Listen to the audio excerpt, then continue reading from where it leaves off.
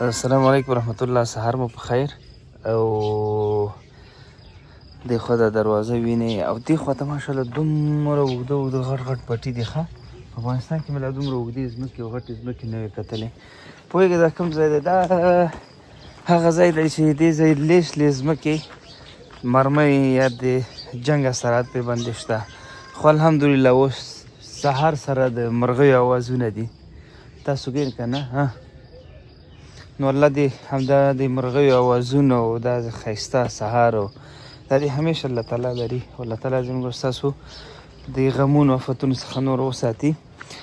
ښه دا ویډیو به اوږدوو نه، راځو دلته د کور دننه څه عجیبه واقعه ده. دا کوم ځای دی رښتیا؟ ځای خو به درته وښیم. هلمند ولایت نادعلي ولسوالۍ او په نادعلي ولسوالۍ کې کومه چارۍ ده؟ نادعلي ولسوالۍ کومه چارۍ؟ عبیدالله چارۍ. نو هغلته راغلی یاستو. دلته مو څه کړي؟ فقط دغه ځای درته ښیم. الحمدلله دا کور وینئ غټ اندازه کې. مخکې به زموږ کورونه هسې وو چې اکثره به یو کوټه وه او یو اشپزخانه، خو اوس الحمدلله بیخي شکل تغییر سوی دی. دا چې دی دا هم درته ښیم.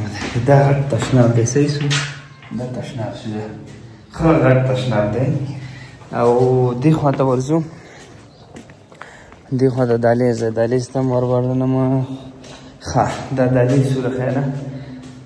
دهلیز کې بیا څه دي؟ دا د اشپزخانې ځای دی چې د اشپزخانه به استفاده ترې کوي. صحیح ده؟ ښکاري که؟ او بل ماشاءالله دا د سبقونو ته هم ماشومان راغلي. دا بیا یو کوټه ده. دا ښه غټه کوټه ده، یو کوټه. او د دې خلکو د یتیمانو کور دی که نه؟ هغه معلومېږي. داخل د توشکې فرشونه. الله تعالی دې رحم وکړي. نو څه وکړو؟ نو دا یوه کوټه سوه. برق مرق سیسټم یې هم الحمدلله هر څه برابر دی. چت لنټر او دغه چې دا بیا بله کوټه ده. د هلمندیانو دا بله کوټه ده. نو دا بله شو الحمدلله.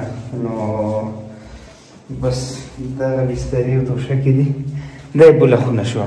نو لله الحمد اوس د وطاقه کورونو ته مو شروع کړې ده. وجه دا ده چې اکثره ځایو کې یتیمانو تعداد زیات وي. نو الحمدلله نادعلي ولسوالۍ کې دلته راغلي یو، بیا مارجې ولسوالۍ ته هم ځو او پسې راتېر سه نورو ولسوالیو ته به هم ځو. کوشش به مو دا وي چې اطرافو ته لاړ شو. خصوصا دا هغه ساحې دي چې په تیرو 20 کلونو کې قسمه قسم حالات دلته تیر شو. حتی ډاکومنټریانې په دې باندې جوړې سوې چې څنګه جنګونه دلته و. دغلته دغه حاجي صاحب دغه یتیمانو په باره کې به راته وغږېږي. څومره یتیمان دي؟ 15 نفره د خدای منه. 15 نفره؟ بله. او تاسو خو یې خوا سره اوسئ، دلته اوسئ؟ و پلار یې وفات شوی و؟ پلار یې وفات شو، په ځوانۍ کې وفات شو. ځوانۍ کې وفات شو. زړه یې ودرېدی. الله دې هغه وبخي او الله تعالی دې دغه ماشومان په خیر سره لوی کړي تر څو پورې هغه د مورکۍ او پسې راتېر سه هغې خدمت وکړی شي. کور خو انشاءالله ښایسته دی. ډېر ځینې خوشحاله وي. خدای دې خیر ورکړي. دیوال خوشحاله وي؟ ډېر ټوله خوشحاله دي. مستحق و دا خلک. دا داسې و چې بس قدرت مې کار نه کوو که ما خپل په جیب ورته جوړو. څه کور ودان چې داسې الله مو خوشحاله لري، عزتمن شي. ښه ژوند درته غواړم. ډېره مننه. نو الحمدلله ثم الحمدلله. دا دی تاسو وینئ. دغه سایډ به هم درته وښیمه. ښه دا څویم نمبر کور دی؟ د کورونو جوړول 288 نمبر کور دی. 288 الحمدلله. نو کار به کوو د وطن لپاره، د ملک لپاره، د خلکو لپاره، د ولس ته به کار کوو او په شریکه به کوو. که د افغانستان هر ګوټ وي نو هلته به ورځو. نو دا په موږ باندې فرض جوړیږي.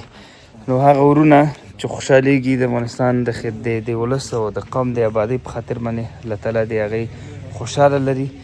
او موږ ته دعاګانې کوئ تر څو پورې نور هم الله تعالی انرژي راکړي وګرځو او خلکو سره مرسته وکړو، کومک وکړو، ځکه دا په موږ حق لري. الله مو آباد لره. ډېره مننه.